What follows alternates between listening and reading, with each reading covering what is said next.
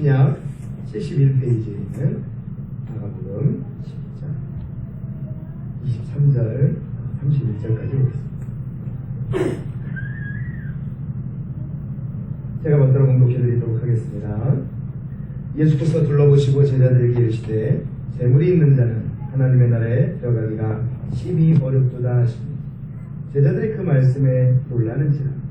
예수께서 다시 대답하여 이르시되 얘들아, 하나님의 나라에 들어가기가 얼마나 어려운지 낙타가 발을 길어 나가는 것이 부자가 하나님의 나라에 들어가는 것보다 쉬우니라 하시니 제자들이 매우 놀라 서로 말하되 그런즉 누가 구원을 얻을 수 있는가 하니 예수께서 그들을 보시며 이르시되 사람으로는 할 수 없으되 하나님으로는 그렇지 아니하니 하나님으로서는 다 하실 수 있느니라. 베드로가 여짜와 이르되 보소서 우리가 모든 것을 버리고 주를 따랐나이다.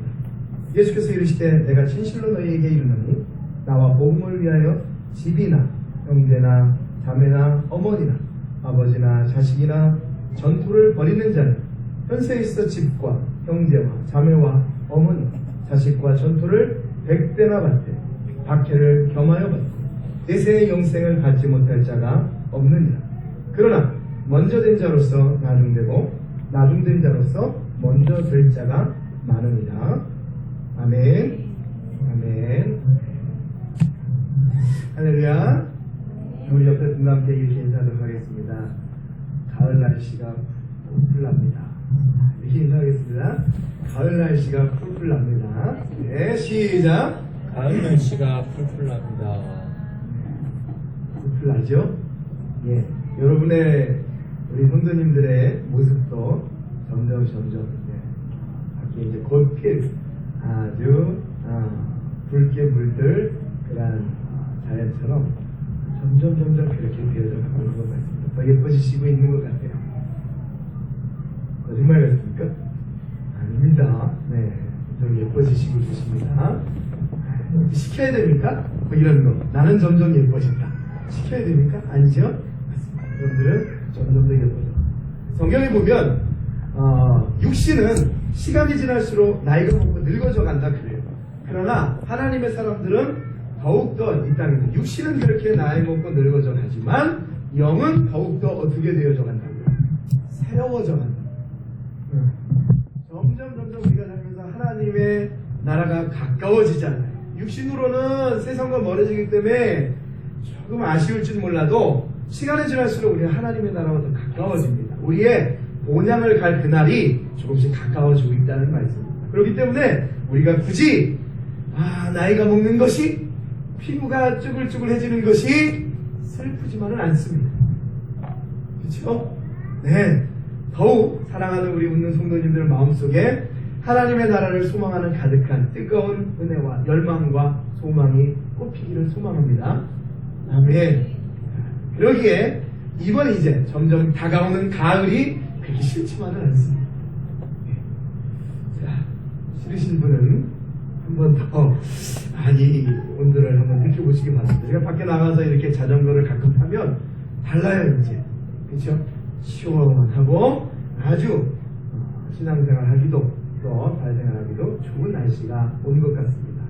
더욱 주의 은혜 가운데에 믿음으로 동행하시고 또 오늘 말씀을 통해서 하나님이 우리에게 주실 귀한 복음의 메시지, 말씀의 제목은 나와 복음을 위하여 라는 제목을 가지고 오늘 말씀에서 나오는 은맥입니다. 나와 복음을 위하여 라는 제목으로 함께 은혜를 나누도록 하겠습니다. 자, 오늘 우리가 복음 말씀을 보기 이전에 우리가 지난주에 말씀을 통해서 진정한 믿음의 근거가 어디서 나오느냐를 우리가 함께 나누며 살펴보았습니다. 사랑하는 우리 성도님들의 믿음의 고백, 신앙의 근거, 하나님을 향한 이 귀하고 복된 신앙의 고백이 어디서 나오는가 우리가 살펴보았을 때에 그 신앙의 고백은 물질도 아니요, 명예도 아니요, 이 땅 것이 아니라는 것을 우리가 지난주에 살펴보았습니다. 어디서 나옵니까? 예수 그리스도의 믿는 은혜와 그 능력에서 나온다는 것을 알았죠. 예, 절대적으로 부자 청년이 가졌던 그 재물만을 가지고 너의 믿음의 고백이 되어진다면 그것은 진짜가 아니라는 것을 우리가 말씀을 통해 보았습니다. 그리고 예수님께서 네가 그 믿음의 고백이 진짜라면, 정말 영생을 얻고 싶다면 네가 가진 모든 재물을 팔아서 가난한 자들에게 나눠줘봐라. 부자 청년은 거기서 브레이크가 걸렸어요. 더 이상 영생이라는 것을 생각하고 싶지 않았습니다. 왜요? 자기의 가진 인생의 전부를 내려놓아야 됐기 때문에. 그리고 지난주에 우리가 23절 이하 말씀을 한번 되새기면서 말씀을 보았어요. 그런데 오늘은 23절부터 31절 말씀을 우리가 직역해가면서 그동안에 우리가 알고 있는 그 말씀의 메시지 중에 좀 오해하고 있는 말씀이 분명히 있습니다. 그렇기 때문에 오늘 말씀 우리가 한 절 한 절을 짚어보면서 여러분 많이 들으셨잖아요. 부자가 하나님의 나라에 들어가는 것이 낙타가 바늘귀로 들어가는 것보다 어렵다, 힘들다 라고 얘기하는 거 우리가 많이 들어봤어요. 그리고 또 하나 29절 이하의 말씀에 보면은 또 난해한 말씀 하나가 나와요. 뭐라고요? 예수께서 이르시되 내가 진실로 너에게 이르노니 나와 복음을 위하여 집이나 형제나 자매나 어머니나 아버지나 자식이나 전토를 버리는 자라고 나옵니다. 그런 자가 현세에 있어 내 집과 형제와 자매와 어머니와 자식과 전토를 100배나 받는다 라는 질문이 나와요. 이런 예수님의 말씀이 나와요. 그리고 또 하나입니다. 31절 먼저 된 자로서 나중되고 나중된 자로서 먼저 된다 라는 말씀입니다. 아주 짧은 말씀이지만 이 짧은 말씀 속에 우리가 얼핏 알고 있는 내용의 말씀들이 참 많이 나와요. 다시 한번 말씀드리지만 어떤 분들은, 어떤 이원론적인 분들은 그렇기 때문에 우리가 부자가 돼서는 안 된다, 물질을 추구해서는 안 된다 라고까지 오해하는 분도 계세요. 그리고 잘못 해석해서 잘못 알아서 그냥 거봐 나중된 자가 먼저 되지, 그러니까 나중에 해, 별의별 말씀을 맞지도 않게 끼어서 얘기하는 내용들이 굉장히 많이 있다는 겁니다. 그래서 오늘 다시 한번 이 말씀을 저와 여러분들이 짚어보면서 상황적인 그리고 문화적인 이 유대인의 배경과 또한 그 말씀의 깊은 뜻을 우리가 밝히 드러내보면서 그러한 의미가 있다. 그래서 저와 함께 말씀을 나누면서 말씀이 가르치는 깊은 의미를 중심으로 해서 우리가 오늘 이 본문 말씀을 나눠보도록 하겠습니다. 자, 그렇게 재물이 많은 고로 이 말씀으로 인하여 슬픈 기색을 띠고 이 부자 청년은 가버립니다. 그리고 나서 참 중요한 것이 예수님과 제자들 사이의 대화가 시작이 됩니다. 부자 청년은 그러고 가버렸어요. 그리고 끝이었어요. 성경이 더 이상 나오지 않습니다. 어찌하여 영생을 얻습니까? 이렇게 해라. 그거 너무 못하겠네. 그리고 가버린 게 끝입니다. 여러분, 그러면 그 부자 청년이 말씀의 주인공은 아닌 것을 우리가 알 수 있겠죠. 왜냐하면 말씀을 계속 이끌어가는 분이 예수님이시잖아요. 그리고 그 예수님과 함께 이야기를 나눠가며 성경을 이루는 그 사람들이 주인공이라는 것을 알 수 있어요. 다만 부자 청년은 뭡니까? 그 이야기에 대한 소스를 던져주고 간 것뿐입니다. 아주 중요한 소스입니다. 자, 그렇기 때문에 사실상 23절부터 우리는 집중해서 말씀을 확인해 보아야 합니다. 자, 뭐라고 말씀하시는지 한번 보시죠. 예수께서 23절입니다.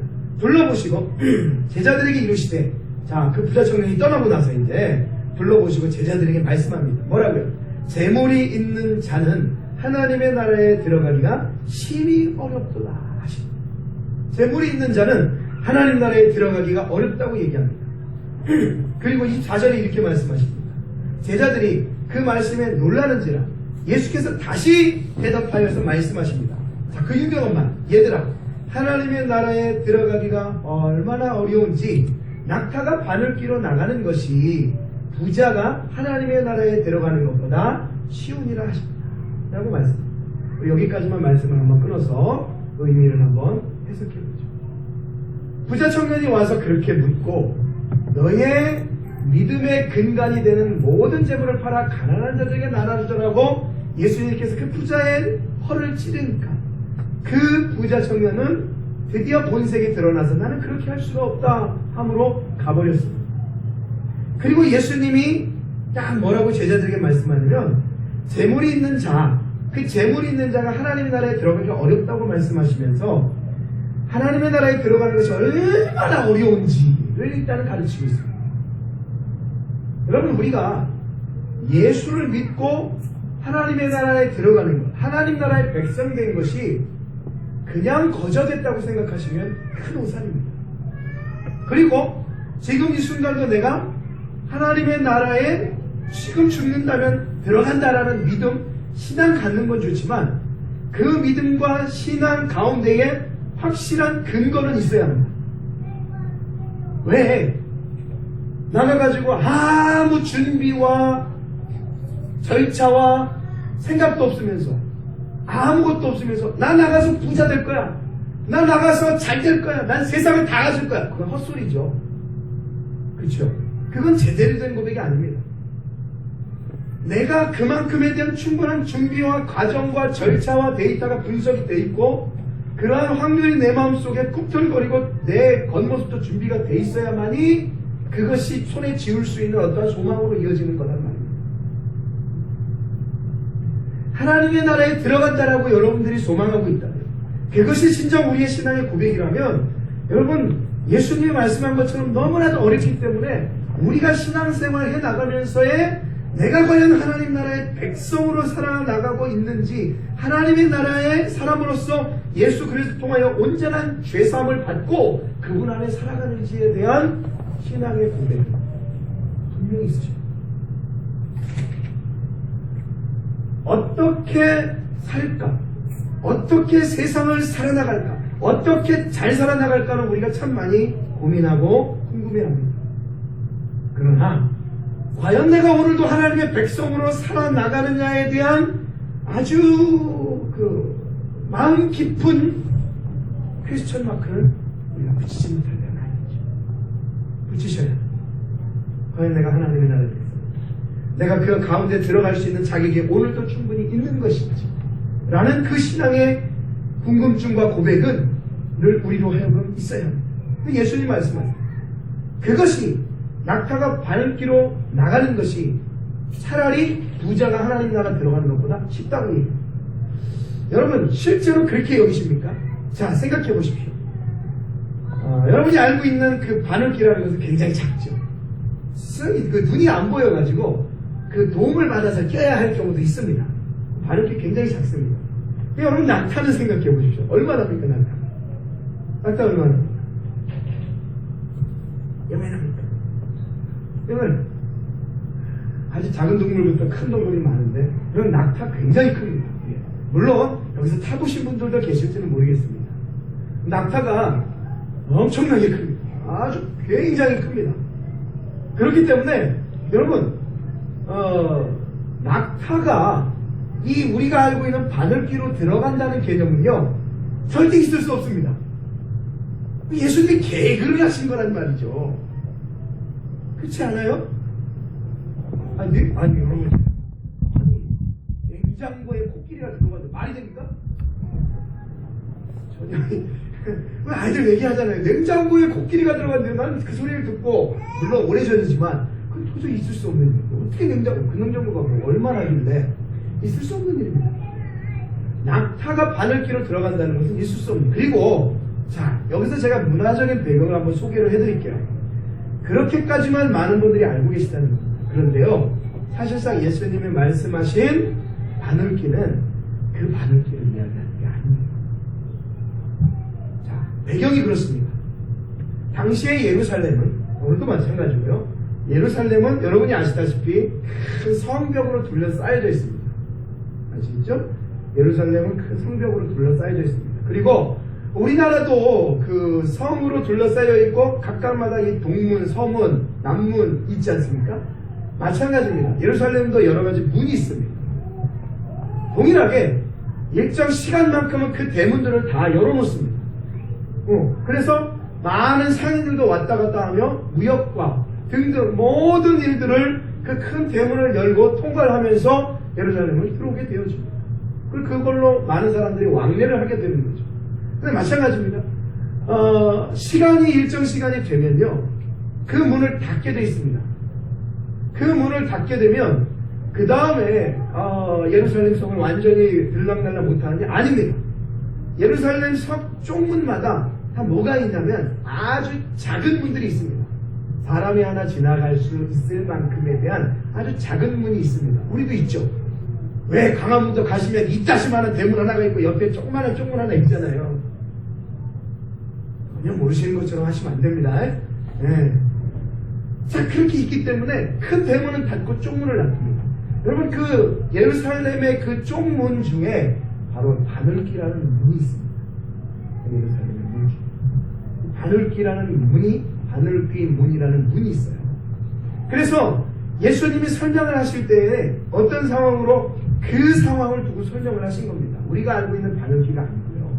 근데 그 바늘귀라는 문이 있는데 이런 겁니다. 왜 예수님이 이런 이야기를 들어서 이야기를 하셨는가? 이제 문이 닫혔어요. 시간에 따라서 상업을 행하면서 그 시대에 운반 정책, 이게 운반의 유일한 그 동물이었던 이 낙타를 가지고 사람들이 짐을 싣고 왔다 갔다 했단 말입니다. 근데 문이 닫히는 거예요. 문이 닫히고 나면 여러분, 사람들이 어디로 왕래할 수밖에 없냐? 이 바늘귀로 왕래할 수밖에 없었습니다. 그런데 여러분, 그 낙타에다가 짐을 풍성히 싣고는 절대 어디로 갈 수 없습니다.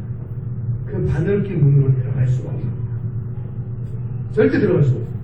그래서 어떻게 했어야 되냐면 그 바늘귀로 들어가기 전에 짐을 다 내립니다. 짐을 다 내리고 겨우 낙타 한 마리만 통과할 수 있도록 지나간 다음에 사람 지나가고 이제 겨우 그 나머지의 물건들을 싣고 하나하나씩 옮겨야만 겨우 들어갈 수가 있었어요. 그 상황이 이해가 가시죠? 그러니까 절대 이 짐이 온전히 실린 낙타는, 이 약대는 절대 그 바늘귀 문을 들어갈 수가 없었다는 겁니다. 무슨 뜻인지, 무슨 영적인 의미인지를 우리가 잘 알아야 합니다. 우리가 이 예루살렘 성과 이 모든 이 예루살렘 지역의 지역민들은 영적인 메시지가 있습니다. 하나님의 나라를 우리가 소망하기 위해서는요, 그러니까 이런 문 하나까지도 다 그런 의미가 담겨져 있는 것처럼 하나님의 나라를 우리가 소망하기 위해서는 우리에 있는 모든 것들을 다 벗어내어 던져야 합니다. 그리고 아무것도 없는 마음으로 하나님의 나라를 사모하고 들어가야 합니다. 순수한 마음이죠. 가진 것 그거 하나 없이, 그 어떠한 내 욕심과 내 욕망 없이 온전하게 다 벗어 던져야만 그 바늘귀 문을 들어갈 수가 있었단 말이에요. 예수님은 그 많은 설명과 이야기 중에 바로 이 낙타와 바늘귀를 들은 이유가 거기에 있습니다. 그렇지 않고서는 절대 하나님 나라에 들어갈 수 없어요. 그러니까 벗고 나면요, 낙타는 바늘귀로 들어갈 수가 있었어요. 그런데 부자는, 돈이 많은 사람, 재물이 많은 사람은 그렇게 벗는다 할지라도 절대 들어갈 수가 없다라고 이야기하고 말씀하고 있는 겁니다. 그리고 또 하나 말씀드렸죠. 그럴 수 있는 그 부자의 신앙의 근거가 어디서 나오기 때문에 예수가 아니에요. 다 벗어버리고 순수한 내 몸 하나를 가지고 들어가는 겸손함이 아닌 다 가지고 있기 때문에. 그러니까 낙타가 다 가지고 있으면 못 들어가는 겁니다. 이 부자는 가진 게 많아요. 내 가진 육신의 것들이 너무 많은 거예요. 그런 것들이 내 믿음의 고백을 하게 만드는 거예요. 근데 그걸 다 떨어내고 나면 더 이상 내 믿음도 내 신앙도 없어져 버립니다. 그 예수님의 그 시대의 그런 상황을 가지고 예수님의 말씀을 이해하시는 거죠. 자, 그렇게 생각하십시오. 자, 그렇기 때문에 부자는 하나님의 나라에 들어가는 것이 너무나도 어렵다라고 이야기합니다. 자, 그러면서 이렇게 얘기하십니다. 26절 제자들이 반문을 하죠. 제자들이 매우 놀라요. 그 생각에서는 부자가 왜 못 들어가냐 이거죠. 부자가 왜 못 들어가냐. 제자들이 매우 놀라 서로 말하는데, 그렇죠. 그러면 누가 구원을 얻을 수 있습니까? 여러분 생각해 보십시오. 돈이 있고 재물이 있고 옷을 바르게 입고 깨끗이 입고 누가 봐도 저 사람은 야 뱀대미가 된 사람이야, 배운 사람이야, 있는 사람이야, 많은 사람이 세상적으로 봤을 때에 그 사람이 하나님 나라에 들어갈 수 있는 자격증 분명히 있을 것 같다는 겁니다. 제자들의 눈까지도 그랬다는 거예요. 그런데 아니란 말입니다. 예수님께서 하시는 말씀은 아니라는 거예요. 제자들은 그러한 사람들이 왜 못 들어갑니까? 라고 얘기하지만 27절에 예수님은 이렇게 말씀하십니다. 예수께서 그들의 오심에 이르시되 사람으로는 할 수 없으되 하나님으로는 그렇지 아니하니 하나님으로서는 다 하실 수 있다라고 말씀을 하면서 동문서답 같은 말씀을 이야기하고 말씀합니다. 뭐죠? 너희들이 생각하는 경우 그렇게 세상이 인정할 정도로 갇혀있고 그렇게 있고 많은 사람들에게 인정받고 그것이 재물이든 자기의 가진 권력이든 위치이든 그런 모든 것들로 저 사람은 됐다고 인정할 때에 하나님은 아니다. 그것이 하나님이 그 사람을 구원받는 그러한 무엇으로 결정짓는 것은 아니다. 하나님은 마음대로 구원을 조절하실 수 없다. 하나님께 달려라. 저 사람이 있다고 하나님이 구원하지 않고 저 사람 없다고 하나님이 버리지 않는다. 바꿔 말해볼까요? 좀 쉽게. 저 사람 믿음이 있다고 하나님이 구원하지. 저 사람 믿음이 없다고 하나님이 구원 안 하지 않습니다. 그러니까 믿음이 있는 것 같다고 구원하지 않습니다. 그 사람만 구원하는 거 아닙니다.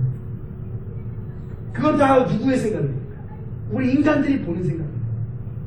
앞에서 막 기도하면서 예배하는 거룩한 모습만 취한다고 하나님이 그 사람 구원했다 라고 말할 수 없는 거예요.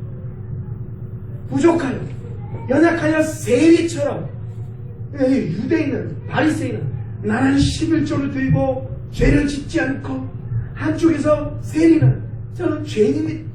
저는 아무것도 없습니다. 누가 택했냐 이거. 사람들이 볼 때에는 그 바리새인이 더 위대해 보이고 그 사람이 구원받은 것 같은 그러한 모습이 보이지만 하나님은 아니야. 누구를 봤어요? 세리를 봤어요. 그러니까 너희들이 생각하는 그 이상으로 하나님은 해내실 수 있다.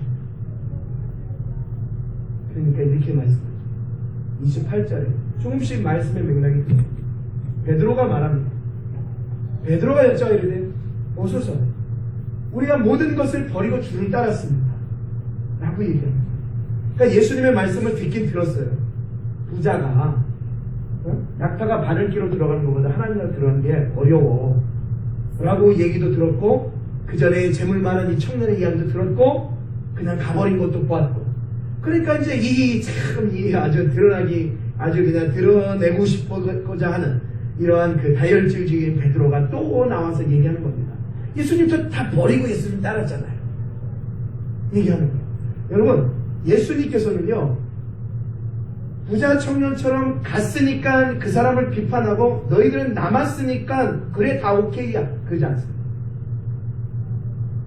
여러분 가끔 그러실 때 있잖아요. 여러분의 자녀라도 다른 자녀처럼 똑같이 혼을 내고 입장을 공평하게 해줄 때가 있잖아요. 일부러 그러지 않으세요?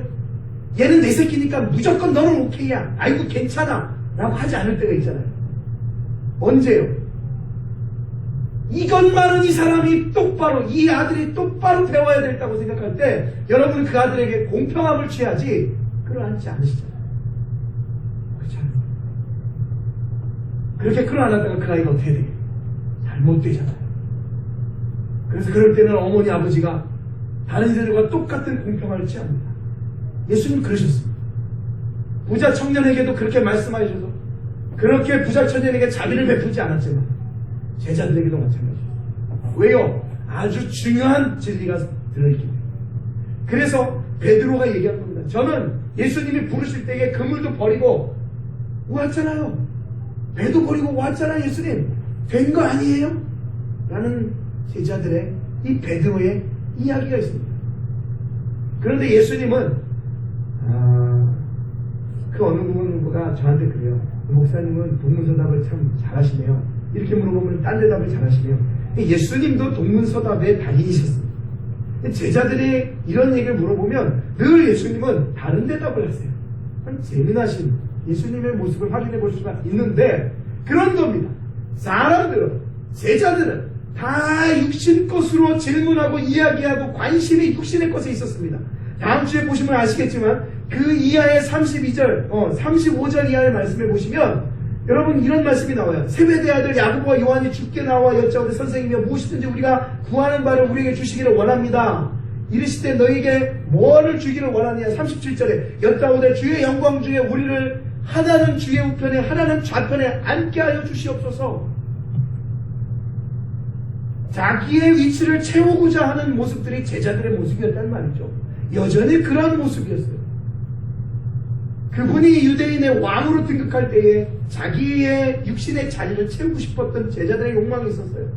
여전히 예수님의 공평함으로 그 제자들은 책망을 받아 더욱 하나님의 사람으로 훈련되어져야 될 근거가 있었다.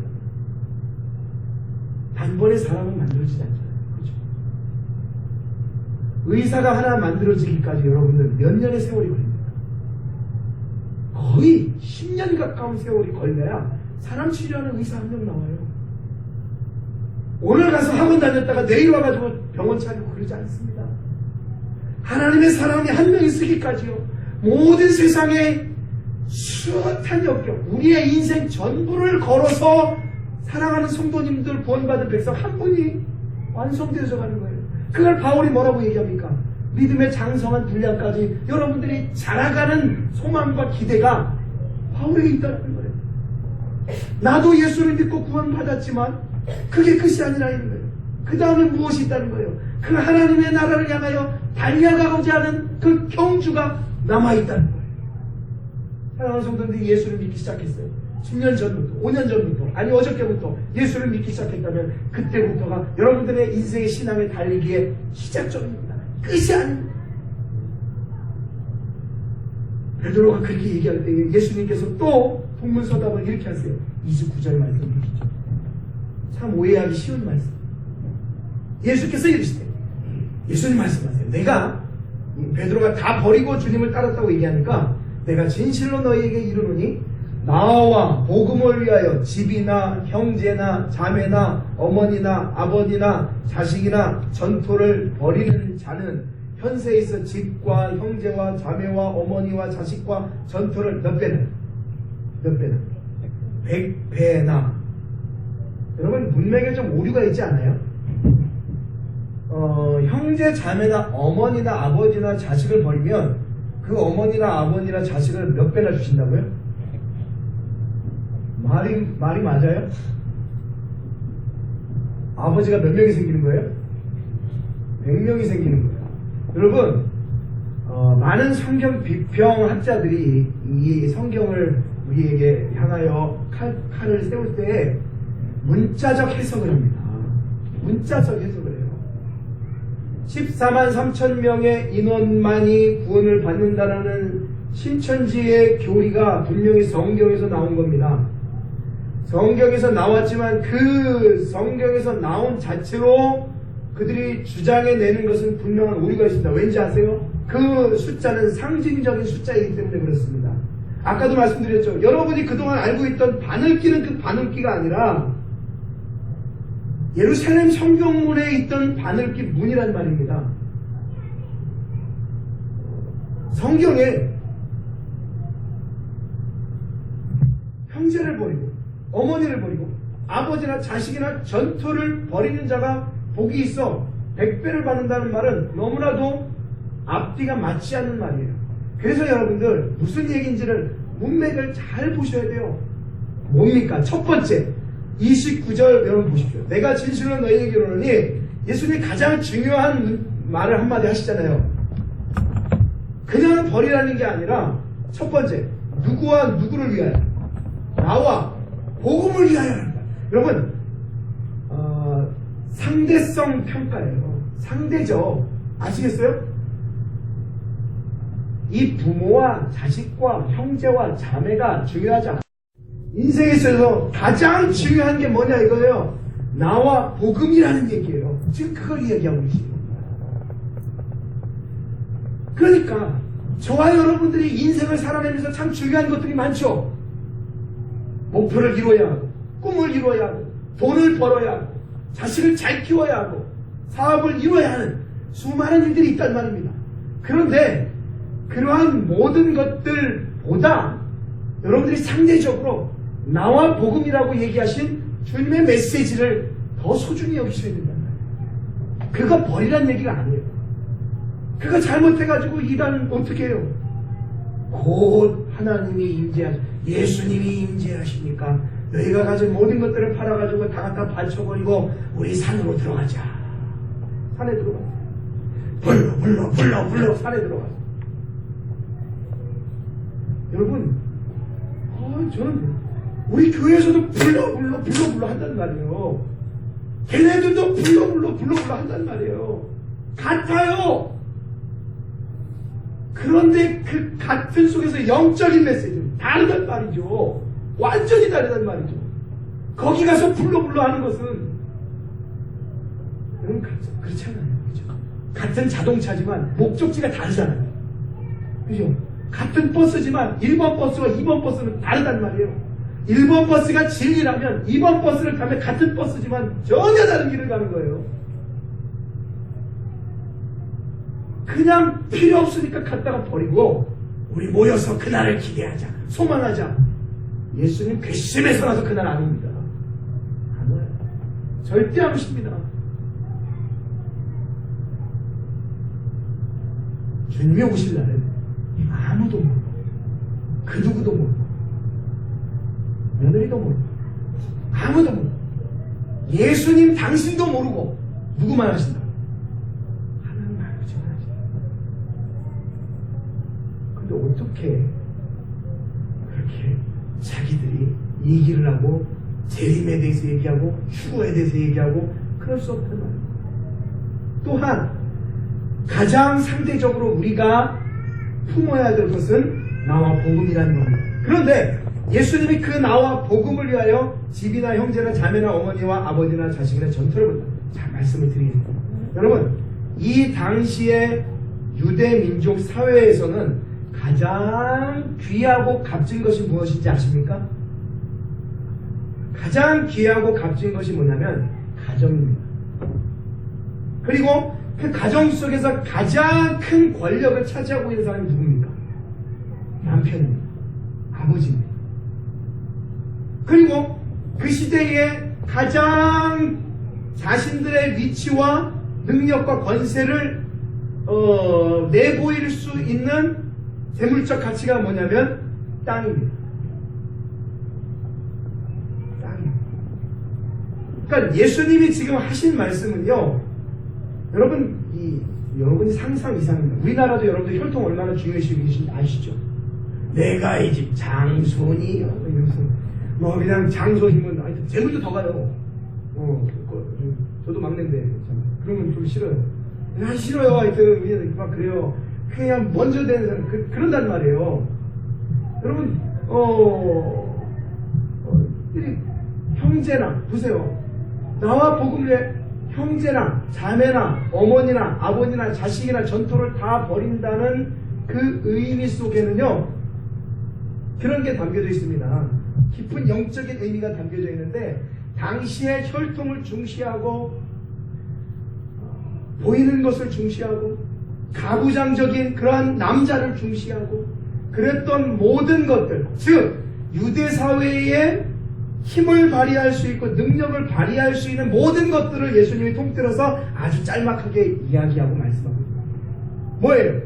너희들이 가장 중요시 여기는 것, 가장 중요시 여기는 것, 아주 우리가 생각외로 혈통과 가족과 전토와 땅을 중요시 여겼던 시대가 바로 이 유대민족 사회입니다. 예? 여러분 아시죠? 아브라함 시대에는요, 정착 시대가 아니었습니다. 그래서 땅을 갖는 게 그렇게 중요하지 않았어요. 그러니까 유목민 시대, 족장 시대, 여러분 아시다시피 양을 데리고 이곳저곳 다니면서 거주하던 시대였습니다. 근데 여러분 이 집 문화와 이 도시 문화가 발달이 돼가면서 함께 타락도 옵니다. 그리고 그 안에서 많은 여러 가지 인간의 문화적인 것들이 발달을 하게 됩니다. 그리고 그 안에서 인간의 권한과 힘과 권세가 이 타락 중에 드러나게 되어집니다. 그 속에서 우리는 살아가는 겁니다. 근본적으로 하나님의 뜻은 없는 겁니다. 자유입니다. 내꺼 가지고. 그러니까 예수님이 다른 그 누구가 와서 물어봤을지라도 예수님은 항상 그렇게 말씀하십니다. 다 네 것 갖다가 나눠줘라. 참 우리에게 부담스러운 말씀 같지만 다 나눠줘라. 다 갖다 줘라. 예수님 말씀하시죠. 속옷을 벗어달라 하면 어디까지? 겉옷도 벗어줘라. 예수님은 항상 갖다 이렇게 푸시는 거예요. 다 내어 던져주시는 거예요. 그게 우리의 기본적인 논리라는 거예요. 그런데 어느 순간부터인가 그게 사람들의 목적이 되어집니다. 여러분, 집이 왜 있어요? 집이 왜 있어요? 비를 피하고 가족이 안락하게 살고 추우니까는 이게 칸막이 해주고, 그렇죠? 근데 어느 순간 그 다음에 이제 집은 뭐가 됐습니까? 요새 부자. 어느 순간 집은 사람의 능력과 권세와 위치를 나타내버려요. 예전엔 그랬다며. 애들끼리 너네 집 몇 평에 살아? 그랬다며. 애들이 많이 그랬어요. 발산에 저 형님이 사시는데 나가서 조카들이 울고 오면 그 소리만 합니다. 걔네들이 우리 집 몇 평 사람이에요. 몇 동 사니. 그 얘기하는 거예요. 이제 그걸 이상을 넘어섰잖아요. 요즘에 또 다른 이상한 문화가 있어요. 거기 살면 우리 지역에 뭐 놀지도 못한다. 쓰지도 못한다. 아이고 어떻게 자가집을 가지고 있는데 전세가 어떻게 우리하고 같이 놀아. 여러분, 믿는 분들, 적어도 여기 믿는 분들은 그러시면 안 됩니다. 세상은 그렇게 됩니다. 원래 보호받으려고 있던 집이 이제는 사람들의 욕심과 타락 때문에 반대가 되었어요. 그 집이 계급을 말하는 시대가 되어져 버려요. 그렇죠. 집 필요하죠. 자녀가 필요합니다. 그러나 여러분들이 성경을 믿으신다면, 하나님의 말씀을 믿으신다면 그것을 역행할 신앙적 고백이 사랑하는 저와 여러분들이 있으셔야 합니다. 그래서 예수님 말씀하십니다. 지금 시대에 너희들이 가장 좋은 것들을 뭐해라? 버려라 라고 얘기합니다. 똑같은 말이에요. 부자 청년에게 했던 말. 내가 가진 모든 것들을 팔아 가난한 자들에게 나누라. 예수님 말씀하십니다. 그 시대에 너희들이 너 바라는 모든 것들을 내어 버려라. 근데 상대적으로 뭐라고요? 나와 복음을 위해서입니다. 오해하지 마십시오. 내가 교회 신앙생활하고 어떤 사람은 그렇게 얘기하는 거예요. 나 신앙생활 할 거니까 다시는 나 볼 생각하지 마, 어머니 아버지. 나 없는 걸로 쳐. 그런 사람. 오해. 절대 성경을 그렇게 생각하시면 안 돼요. 그리고 사실 버리는 자는의 그 원어도 버려버려라는 원어의 뜻이 아닙니다. 놓아주다라는 의미가 있고 내보내다라는 의미가 더 강력합니다. 그냥 무조건 버려라 해서 버리는 건 절대 안 돼요. 그리고 그렇기 때문에 30절 말씀이 29절 말씀과 연결이 되어집니다. 왜요? 그러한 실제적인 형제 버려, 엄마 버려, 전토 버려의 그 버려가 아닌 네 시대의 가장 좋은 것들을 예를 들어 네가 하나님으로 인하여 살아가는 신앙의 걸림돌을 제거하라 라는 그러한 뜻이라는 것이 30절에 나오는 거예요. 왜? 현세에 있어 집과 형제와 자매와 어머니와 자식과 전토를 그렇게 버린 자는 몇 배나? 100배나 받는다는 말이에요. 이게 문자적 해석이라면 엄마가 100명이 돼야 되고 아빠가 100명이 돼야 되고요. 전토가 100개가 돼야 되고요. 욕심은 나긴 하네요. 예. 근데 이거는 있을 수 없는 말이라는 겁니다. 어떤 의미예요? 그것을 버리면 내가 그만큼에 대한 큰 은혜와 복을 너에게 줄 것이다 라고 얘기하는 거예요. 그러면요, 여러분 영적으로 한번 나눠보시죠. 하나님이, 예수님이 말씀하고자 하는 진정한 형제와 자매와 어머니와 자식과 전토를 100배나 주겠다는 말이 무슨 말일까요? 하나님의 나라입니다. 여러분, 하나님의 나라, 이 땅 가운데서 여러분들이 꾸역꾸역 신앙을 지켜내어 하나님의 나라에 들어가게 되면 거기에는 여러분과 함께할 100배 넘는 형제가 있고 어머니가 있고 자식이 있고 동생이 있고 가족이 있고 땅이 있다라는 거예요. 이해가 가십니까? 너 이거 하면 내가 이 땅에서 이 땅 주겠다. 아니에요. 네가 나를 향한 이 신앙의 고백이 그 무엇보다 강하면 너의 그 결론은, 너의 그 선물은 하나님 나라의 땅. 네가 이 땅의 전토를 벌이면 내가 하나님 나라의 땅을 너에게 주겠다. 네가 이 육신의 것을, 이 육신의 혈통을 네가 놓고 나를 더 사랑하면 진짜 영적인 가족인 하나님의 백성들과 함께할 것이라는 것을 우리에게 가르쳐줘. 여러분 오해하지 마세요. 이 땅에서 가족으로 이 땅에서 끝입니다. 우리가 흔히 이야기하기로 천국에서 만나, 그쵸, 만나죠. 천국에는요 부모도 아니고 가족도 아닙니다. 아시겠죠? 천국에서는 우리가 이 가족 그대로 살았으니까 나중에 죽어서 천국에서 또 그 가족 그대로 살고 그런 주의가 아닙니다. 우리가 생각하는 천국의 개념이 그 정도가 아닌, 그런 개념이 아닌 영으로서 영원히 우리의 신랑은 오늘 이 땅에 있는 내 옆에 있는 남편이 아니라 우리의 신랑은 하나님이 되시는 겁니다. 천국에서. 이 땅에서 우리가 살아내면서 천국을 이 땅에서 맛보는 것 뿐이죠. 무엇으로? 여러분 교회로, 가정으로, 삶으로 맛보는 것 뿐이죠. 그래서 예수님이 말씀하는 거예요.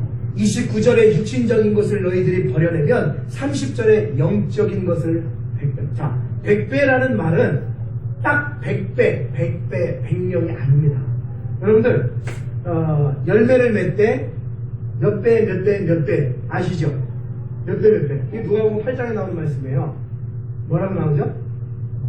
30배, 60배, 100배가 나오죠. 원래 여러분들 잘 아셔야 될 게 30배, 60배, 100배가 아닙니다. 원래 성경적으로는 100배, 60배, 30배입니다. 유대민족에서는요, 이 유대주의적인 개념에서는 첫 번째, 제일 좋은 게 먼저 앞으로 옵니다. 성경을 보시면, 8장 8절을 보시면 100배가 먼저 나와요. 이 100배라는 것은 한없는 하나님의 자녀들에게 주시는 축복의 상징입니다. 그 놀라운 은혜를 너희들에게 주겠다라고 얘기합니다. 또 하나 말씀을 드리죠. 자, 30절 말씀 보십시오. 현세에 있어 집과 형제와 자매와 어머니와 자식과 전토를 하늘의 영적인 은혜죠. 그 은혜를 너희들에게 100배나 받되 무엇을 겸하여 받는다고요? 박해를 겸하여 받습니다.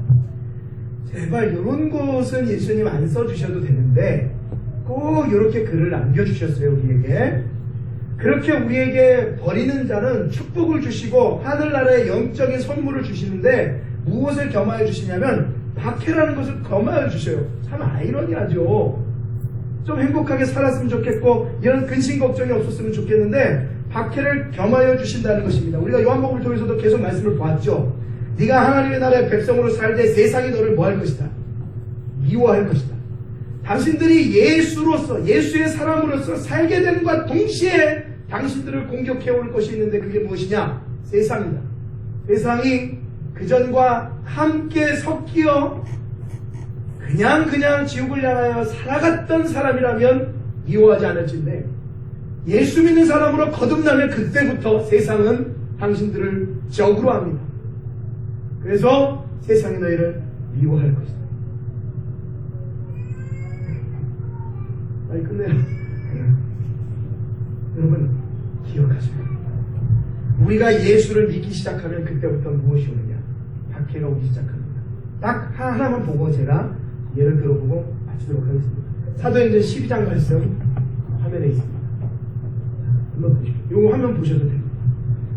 자, 그 이야기를 들은 제자들, 여기 베드로도 나와요. 이 사람들이 진짜 예수로 인하여 진정한 사역자가 되어지고 받아지는 박해가 어떤지 한번 그냥 눈으로 한번 보십시오. 그때 헤롯 왕이 손을 들어 교회 중에서 몇 사람을 해하려 하여 요한의 형제 야고보를 칼로 죽이니 박해가 시작됩니다. 요한의 형제 야고보입니다. 유대인들이 이 일을 기뻐하는 것을 보고 누구도 지금 아까 고백한 베드로도 잡으려 했어요. 때는 무교절 기간 4분에 베드로 잡았어요. 옥에 가두어 군인 내식인 내패에게 맡겨 지키고 6월절 후에 백성 앞에 끌어내고자 하더라. 이에 베드로는 옥에 갇혔고 교회는 그를 위하여 간절히 하나님께 기도하더라. 여러분, 교회가 간절히 베드로를 위해서 기도하는 그 아름다운 신앙의 연결고리가 있어요. 그런데 그러한 신앙 속에 평탄한 길이 아닌 박해라는 것이 또 겸하여져 있어요. 그러지 않았으면 좋았어요. 그런데 신앙을 위하여 삶을 살고자 할 때에 이렇게 주변에 있는 것들이 내버려두지 않습니다. 박해를 가고 이 베드로와 야고보만이 아니었습니다. 모든 사람들이 그랬고 모든 신앙의 선배들이 그랬고 신앙을 지키고자 하였을 때 그 무엇보다 예수를 29절 말씀처럼 예수와 복음을 위하여 살 때에 은혜는 받고 복은 받고 하나님의 나라는 선물로 받지만 따라오는 것은 이 땅의 것이 무엇이라고 받기. 그것을 우리가 견뎌야 합니다. 그러니까 이러한 모든 것들을 누구는 못 견디고 이 부자청년은 31절. 그러나 먼저 된 자로서 나중되고 나중된 자로서 먼저 될 자가 많으니라 라고 말씀하면서 31절 말씀은 다음 주에 나누도록 하겠습니다. 30절까지 말씀을 보면서 사랑하는 우리 온누계 성도님들이 진정한 신앙인으로서의 퀘스천 마크를 묻고 오늘도 내가 예수의 사람으로 살아가는지, 죄악 중에 있지만 그 죄 속에서 내가 온전히 예수를 바라고 그 주님으로 인하여 세상에 있는 모든 것들을 내어 던지고 주와 복음을 위하여 살아가는 온전한 하나님의 축복받을 믿음의 사람으로 내가 살아가는지 아름다운 퀘스천. 그리고 결론적으로 받아지는 주님의 선하신 뜻과 위로하심을 체험하시고 말씀으로 응답받으시는 사랑하는 우리의 성도님들 되시기를 주님의 이름으로 축원드리겠습니다. 우리 다 같이 일어나셔서 우리 찬양하시겠습니다. 찬양하시는데 하나님 어린 양 독생자 예수 날 위해 죽으신 주님 주 흘리신 그 보혈이 나의 죄를 정결케 하네. 내 영을 고치시네. 나의 모든 죄 깨끗게 하신 주님 그 주님을 송축합니다. 여러분들 이 모든 말씀을 하신 이유가 무엇입니까? 저와 여러분들에게 참 생명과 은혜를 온전히 가르치기 위해서 우리에게 주신 말씀 아니겠습니까? 사랑하는 저와 여러분의 앞날 속에 이 신앙의 인생 속에 진정한 주님만이 주인 되시고 고백하시고 주님을 송축하시는 그런 믿음의 고백으로 우리 한번 하나님께 찬양 올려드렸으면 좋겠습니다.